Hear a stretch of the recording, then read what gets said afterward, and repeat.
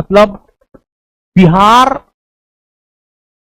और बिहारियों के दर्द को बिहार के लोग ही समझ सकते हैं, दूसरा कोई नहीं समझ सकता। समझ गए? और हम आपको एक बात बता रहे हैं, बिहार भले गरीब है, बिहार भले गरीब है, लेकिन बिहार के लोग बड़ी स्वाभिमानी होते हैं। अपने स्वाभिमान से समझौता बिहार के लोग नहीं करते। और हम आपको एक बात बता देते हैं, बिहारी होना गर्व की बात है। क्यों? क्योंकि बिहारी जो कहता है ना वो करता है। और इसका 2-3 एग्जाम्पल दे रहे हैं, इतिहास से हम एग्जाम्पल दे रहे हैं।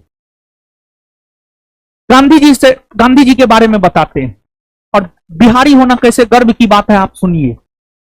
गांधी जी पर आएंगे, पहले बाद में गांधी जी पर आएंगे, लेकिन पहले जानिए बिहारी होना कैसे गर्व की बात है। प्राउड फील होना चाहिए कि अगर बिहार को हटा दीजिएगा ना तो प्राचीन भारत का इतिहास खत्म। प्राचीन भारत का इतिहास खत्म। प्राचीन भारत का इतिहास शुरू कहां से होता? मगध से। मगध मतलब क्या? पटना गया। मगध मतलब क्या? पटना गया। पटना और गया का क्षेत्र। भारत के इतिहास की शुरुआत होती है मगध साम्राज्य से, मगध साम्राज्य से। और बिहार को हटा दीजिएगा, भारत के इतिहास का एक पार्ट गायब। और दूसरी बात, इस पटना के धरती पर ही, बिहार के पटना की धरती पर अशोक का जन्म हुआ था।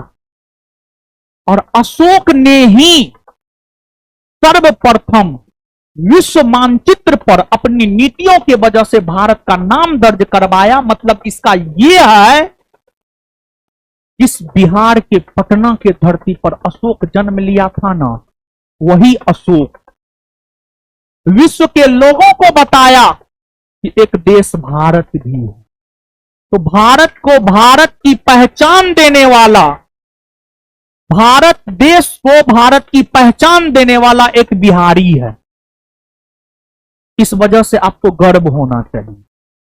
दूसरी बात, बिहार ज्ञान की भूमि रही है, ज्ञान की भूमि, ज्ञान की भूमि। इस बिहार की धरती पर ही महात्मा बुद्ध को ज्ञान की प्राप्ति हुई है। महात्मा बुद्ध को ज्ञान की प्राप्ति हुई है। जिस महात्मा बुद्ध को क्या कहा जाता है जानते हैं? जिस महात्मा बुद्ध को कहा जाता है लाइट ऑफ एशिया, एशिया का ज्योतिपुंज। पूरे एशिया महादेश में ज्ञान की रोशनी महात्मा बुद्ध ने फैलाया है। और उस महात्मा बुद्ध को ज्ञान की प्राप्ति बिहार की गया की धरती पर हुआ है। इसलिए आपको बिहार पे गर्व होना चाहिए। अगली बात, बिहार में ही महावीर स्वामी को ज्ञान की प्राप्ति हुई है। महावीर स्वामी को ज्ञान की प्राप्ति हुई है। बिहार में ही गुरु गोविंद सिंह का जन्म हुआ है। सिख धर्म के 10वें और अंतिम गुरु गोविंद सिंह का जन्म बिहार में हुआ है। आप सोच करके देखिए, बिहार बौद्धों की भूमि है, बिहार जैनियों की भूमि है, बिहार सिखों की भूमि है। इतनी समरसता कौन राज्य में मिलेगा? कहां मिलेगा इतनी समरसता? कहीं नहीं मिलेगा। और अगली बात और आप जानिए, देश में शासन प्रशासन संविधान के तहत चलता है और संविधान से बड़ा कोई नहीं है। चाहे मोदी जी ही क्यों ना हो, संविधान से बड़ा कोई नहीं है, कोई नहीं है। सुप्रीम कोर्ट ही क्यों ना हो, द्रौपदी मुर्मू राष्ट्रपति ही क्यों ना हो, संविधान से बड़ा कोई नहीं है। और उस संविधान का निर्माण किसकी अध्यक्षता में हुआ है पता है?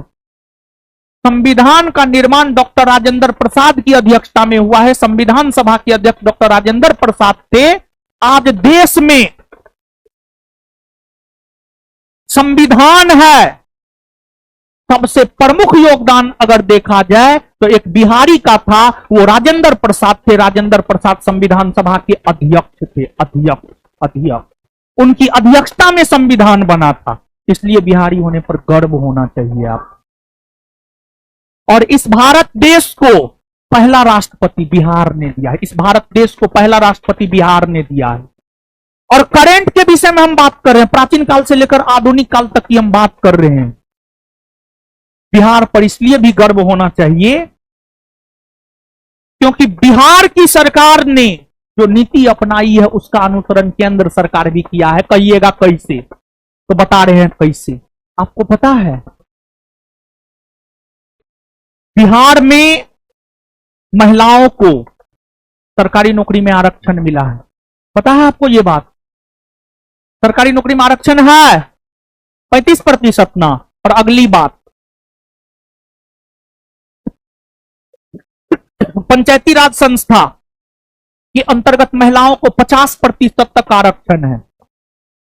बिहार में नीतीश कुमार की सरकार के द्वारा महिला सशक्तिकरण को लेकर के कई सारे कदम उठाए गए और नीतीश कुमार की नीतियों का अनुसरण भारत के अन्य राज्यों ने किया है। नीतीश कुमार की नीति का अनुसरण भारत सरकार तक ने किया है, भारत सरकार तक ने किया है। तो महिला को आगे बढ़ाने में बिहार की नीतीश सरकार का योगदान है और बिहार की नीतीश सरकार के योगदान को देखते हुए अन्य राज्यों की सरकारों ने अपने यहां महिलाओं को आगे बढ़ाने का काम किया। समझ गए? तो प्राचीन काल से लेकर आधुनिक काल तक बिहार का इतिहास गर्व करने वाला है। समझ गए? प्राउड फील होना चाहिए।